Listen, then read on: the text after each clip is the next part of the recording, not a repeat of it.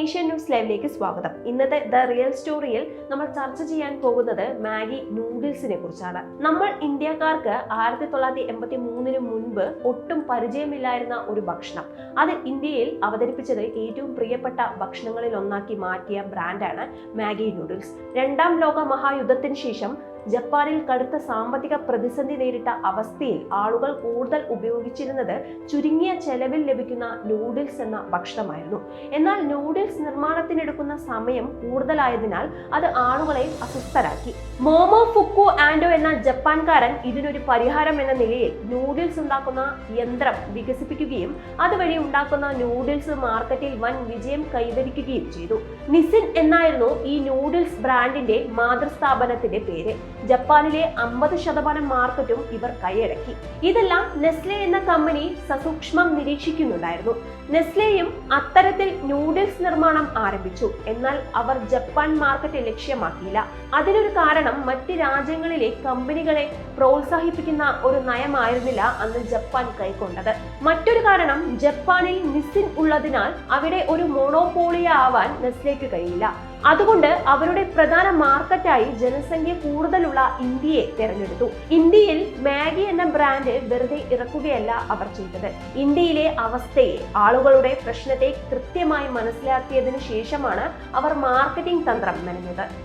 Noodles എന്ന ഭക്ഷണം പ്രായഭേദമന്യേ എല്ലാവർക്കും ഇഷ്ടപ്പെടാവുന്ന ഒരു വിഭവമാണ്. വിൽപ്പന വർദ്ധിപ്പിക്കാൻ നെസ്ലേക്ക് എല്ലാരെയും ഉന്നം വെച്ച് ഉൽപ്പന്നം മാർക്കറ്റിൽ അവതരിപ്പിക്കാമായിരുന്നു. എന്നാൽ അവർ ലക്ഷ്യം വെച്ചത് കുട്ടികളെയും അവരുടെ അമ്മമാരെയും മാത്രമാണ്. അമ്മമാർക്ക് പൊതുവെ വിഷമമുണ്ടാക്കുന്ന ഒരു കാര്യമാണ് കുട്ടികൾ സ്കൂൾ വിട്ട് വരുമ്പോൾ അവർക്ക് എന്ത് ഭക്ഷണം ഉണ്ടാക്കി കൊടുക്കണം എന്ന തീരുമാനം എടുക്കുന്നത്. ഉച്ചയ്ക്ക് നൽകിയ അതേ വിഭവം നൽകിയാൽ അവർ കഴിക്കുകയില്ല. രുചികരവും എന്നാൽ ആരോഗ്യപ്രദവുമായ ഭക്ഷണം തിരഞ്ഞെടുക്കുക പ്രയാസകരമാണ്. ഈ ഒരു ബുദ്ധിമുട്ട് പരിഹരിക്കുക എന്ന ലക്ഷ്യത്തോടെയാണ് മാഗി നൂഡിൽസ് ഇന്ത്യയിൽ അവതരിപ്പിച്ചത്. ഒപ്പം ഏറ്റവും ചുരുങ്ങിയ സമയത്തിൽ, അതായത് വെറും 2 മിനിറ്റ് കൊണ്ട് ഒരു രുചികരമായ ഭക്ഷണം ഉണ്ടാക്കാമെന്ന രീതിയിൽ അവതരിപ്പിക്കാനായി തീരുമാനിച്ചു. ഇനി ഏത് വഴി ഇതിനെ ലക്ഷ്യം വെച്ചിട്ടുള്ള ആളുകളിലേക്ക് എത്തിക്കണം എന്നതായിരുന്നു അടുത്ത വെല്ലുവിളി. അന്ന് എല്ലാവരും ഒരുമിച്ചിരുന്ന് TV കാണുന്ന സമയമായിരുന്നു. പ്രശസ്ത TV പരിപാടികളുടെയും കാർട്ടൂണിന്റെയും ഇടയിൽ അവർ രസകരമായ പരസ്യങ്ങൾ നൽകാനായി തുടങ്ങി. അതായത് സ്കൂൾ വിട്ട് വിശന്നു വരുന്ന കുട്ടിയെയും അത് കണ്ട് എന്ത് ഭക്ഷണം ഉണ്ടാക്കണം എന്നോർത്ത് ദുഃഖിച്ചിരിക്കുന്ന അമ്മയെയും ആസ്പദമാക്കിയുള്ള പരസ്യം. അത് കണ്ടാൽ ഏതൊരമ്മയ്ക്കും ആ ഉൽപ്പന്നം വാങ്ങാനായി തോന്നും. കൂടാതെ സ്കൂളുകൾ കേന്ദ്രീകരിച്ച് സൗജന്യമായി കുട്ടികൾക്ക് നൂഡിൽസ് വിതരണം ചെയ്തുകൊണ്ടുള്ള മാർക്കറ്റിംഗ് തന്ത്രവും അവർ പയറ്റിയിരുന്നു. ഒരിക്കൽ രുചിച്ച കുട്ടി വീണ്ടും വേണമെന്ന് ആവശ്യപ്പെടുന്നത് അമ്മമാരോടാണല്ലോ. വളരെ വിജയകരമായിരുന്നു അവരുടെ ആ തന്ത്രം. അവരുടെ വിജയത്തിന് കാരണമായത് നെസ്ലെയുടെ ശക്തമായ വിതരണ ശൃംഖലയും കൂടിയായിരുന്നു. ഇന്ത്യയിലെ ഉൾഗ്രാമങ്ങളിലെ ചെറിയ കടകൾ മുതൽ മെട്രോ നഗരത്തിലെ വലിയ ഹൈപ്പർ മാർക്കറ്റ് വരെ നീളുന്ന വിതരണ ശൃംഖല അവരുടെ ശക്തിയായിരുന്നു. അതിനാൽ തന്നെയാണ് മറ്റ് ബ്രാൻഡുകൾക്ക് മാഗിയുടെ അത്ര വേഗത്തിൽ വളരാൻ കഴിയാത്തതും. കൂടാതെ നൂഡിൽസ് എന്ന പേര് കേൾക്കാത്ത ആളുകൾ പോലും മാഗി എന്ന പേര് തിരിച്ചറിയാൻ തുടങ്ങി. അത്രമാത്രം ആളുകളെ സ്വാധീനിക്കാൻ അവർക്ക് കഴിഞ്ഞു. 2005 ബ്രാൻഡ് വിപുലീകരിക്കുന്നതിന്റെ ഭാഗമായി ഇന്ത്യയിലെ വളരെ സാധാരണക്കാരിലേക്കും ഉൽപ്പന്നം എത്തിക്കാനായി തീരുമാനിച്ചു. അതിനായി 5 രൂപയുടെ ചോട്ടു മാഗി അവതരിപ്പിച്ചു. അതും അതിന്റെ ബ്രാൻഡ് അംബാസഡറായി തെരഞ്ഞെടുത്തത് ഇന്ത്യയിലെ സർവ്വജനങ്ങൾക്കും അറിയാവുന്ന അമിതാഭ് ബച്ചനെ. ആ പരസ്യങ്ങളാണെങ്കിൽ സാധാരണക്കാരന്റെ ഭാഷയിൽ അവതരിപ്പിച്ചിട്ടുള്ളവയായിരുന്നു. ഒരു ബ്രാൻഡ് നേരിടുന്നതിൽ വെച്ച് ഏറ്റവും വലിയ പ്രതിസന്ധി മാഗിയും നേരിട്ടിട്ടുണ്ട്. 2015 മാഗിയിൽ MSG കൂടുതലാണെന്നുള്ള ലാബ് റിപ്പോർട്ട് പുറത്തു വന്നു. മാഗിക്കെതിരായി ജനരോക്ഷമുണ്ടായി. ആളുകൾ തെരുവിൽ മാഗി കത്തിച്ചുകൊണ്ടുള്ള പ്രതിഷേധം നടത്തി. നെസ്ലേക്ക് മാഗി മാർക്കറ്റിൽ നിന്നും പിൻവലിക്കേണ്ട അവസ്ഥയിലെത്തി. 5 മാസക്കാലത്തോളം മാഗി മാർക്കറ്റിൽ നിന്നും പൂർണ്ണമായും വിട്ടുനിന്നു. 75% മാർക്കറ്റ് ഷെയർ 0-ലേക്ക് എത്തി. എന്നാൽ അവർ തിരിച്ചു വന്നു.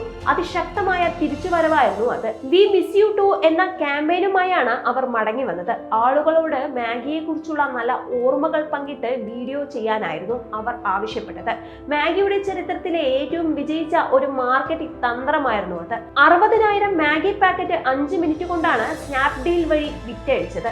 2015 0% മാർക്കറ്റ് ഷെയർ ഉണ്ടായിരുന്ന മാഗി 2017 60% മാർക്കറ്റ് ഷെയറിലേക്ക് എത്തിയെങ്കിൽ അവരുടെ ബ്രാൻഡിംഗ് എത്ര ശക്തമാണെന്ന് ആലോചിച്ചു നോക്കൂ. ഇന്നും ആളുകളുടെ മനസ്സിൽ നൂഡിൽസ് എന്നാൽ മാഗിയാണ്. അത് ഒറ്റ ദിവസം കൊണ്ട് ഉണ്ടായതല്ല. കൃത്യമായ പഠനത്തിലൂടെ ആവിഷ്കരിച്ചെടുത്ത തന്ത്രം കൃത്യമായ സമയത്ത് പയറ്റിയതിനാലാണ് അവർക്ക് ഈ നിലയിൽ ഉയരാൻ കഴിഞ്ഞത്. ജൂലിയസ് മാഗി അഥവാ ജൂലിയസ് മൈക്കിൾ ജൊഹാനസ് മാഗി എന്ന സ്വിസ് വ്യവസായിയാണ് പ്രശസ്തമായ മാഗി ബ്രാൻഡിന്റെ സ്ഥാപകനായി അറിയപ്പെടുന്നത്. 1846 ഒക്ടോബർ 9 സ്വിറ്റ്സർലാൻഡിലെ ഫ്രൗൺഫെൽഡിൽ ജനിച്ച അദ്ദേഹം 1880കളിൽ തന്റെ പിതാവിന്റെ മില്ലിംഗ് ബിസിനസിന്റെ ഭാഗമായി തൽക്ഷണ സൂപ്പുകളും സുഗന്ധ വ്യഞ്ജനങ്ങളും വികസിപ്പിച്ചു. 1886ൽ മാഗി ബ്രാൻഡിന് കീഴിൽ ആദ്യത്തെ ഉൽപ്പന്നമായ മാഗി സീസണിംഗ് പുറത്തിറക്കി.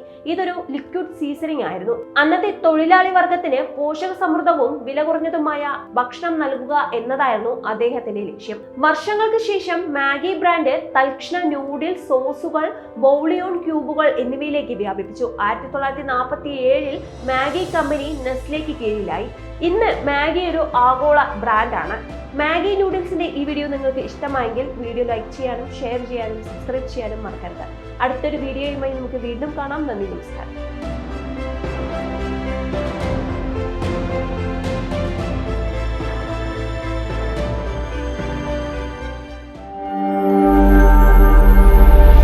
നാഷൻ ന്യൂസ് ലൈവ്, സത്യം, ചരിത്രം, വർത്തമാനം.